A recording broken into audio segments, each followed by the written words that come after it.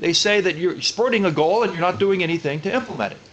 The nuclear weapon states disagree on that fundamentally and say, we're doing a lot. We're restraining our deployments, we're limiting our use, we're pulling back nuclear weapons, tactical nuclear weapons, for example. We're closing down nuclear test sites. And anyway, the debate goes on. I think it's sufficient to say that some steps have been taken in the field of disarmament, but the vast majority of countries in the world still regards this as inadequate. Let me take the second question. Okay.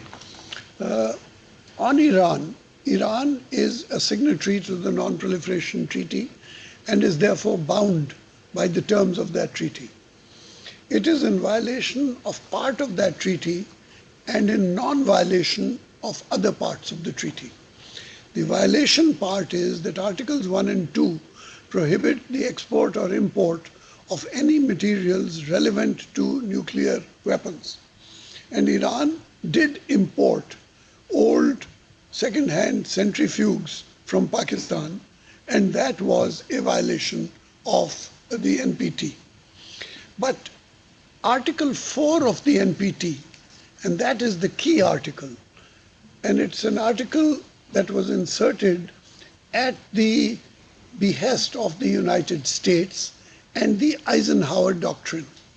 And that was that Article 4 states that it is the inherent right, inalienable right of all states to pursue nuclear energy for peaceful purposes.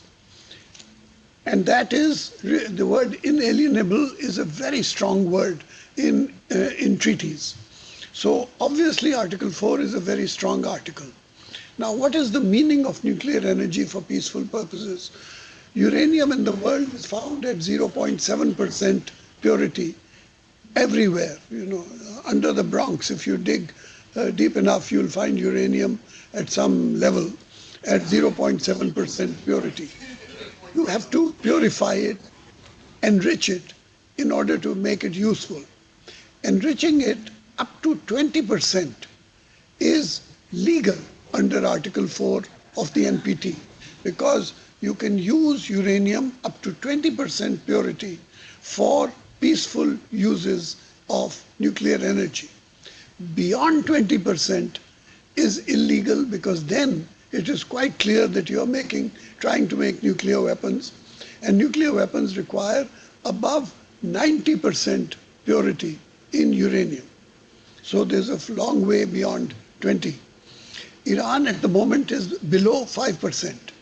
And therefore anybody who says that Iran has built up the capacity to make a nuclear weapon is talking absolute nonsense. It's just not true, it's not possible. And we know it because we have done it in Pakistan, so we know.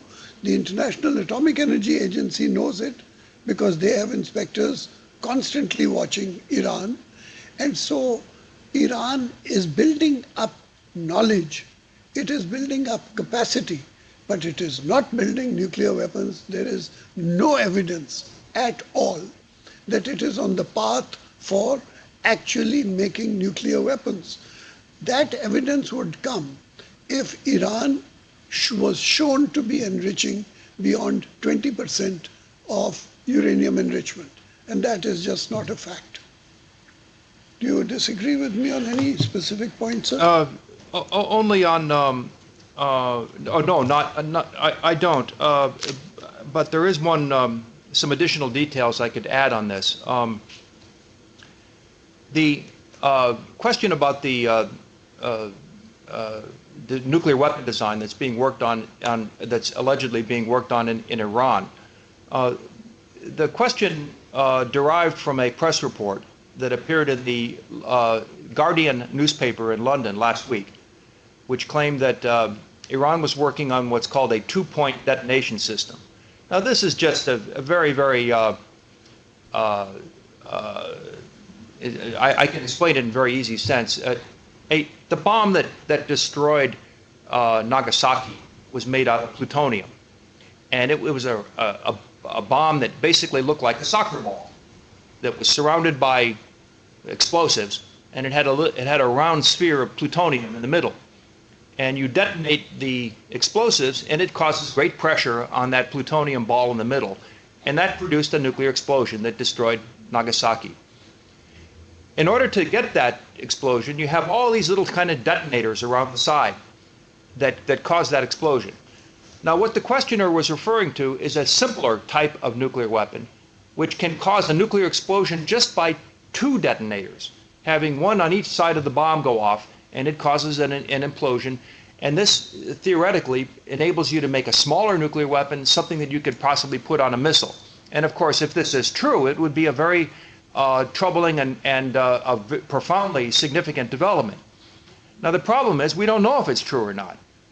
This is a press report that has appeared. There's no proof of this whatsoever.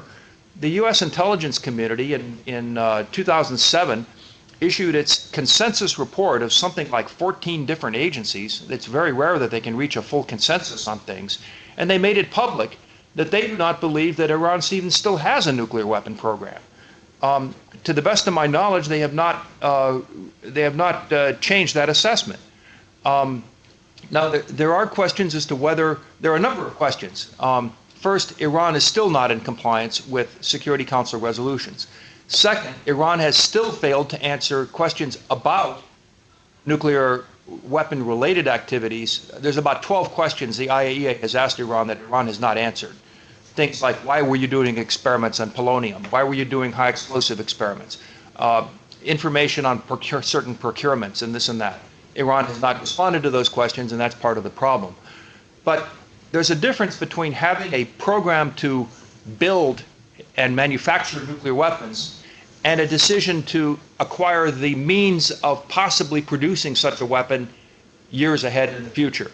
I think that is a distinction that's being debated now in the world community. All I would like to do at this point is to caution that we have no information one way or the other whether that report is true or not. And efforts are underway to try to solve the concerns diplomatically without the use of force. And that's really where things stand right now. Over to you for 2 questions from Lock Haven. Yes. Sure. Okay, hello, my name is Michael Marazer. I'm a sophomore at Lock Haven University. My first question deals with the Middle East nuclear free zone.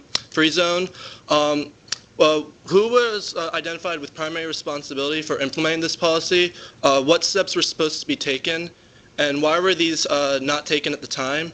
And then my second question deals with President Obama recently was awarded the Nobel Peace Prize, largely due to his speeches and goals for nuclear disarmament.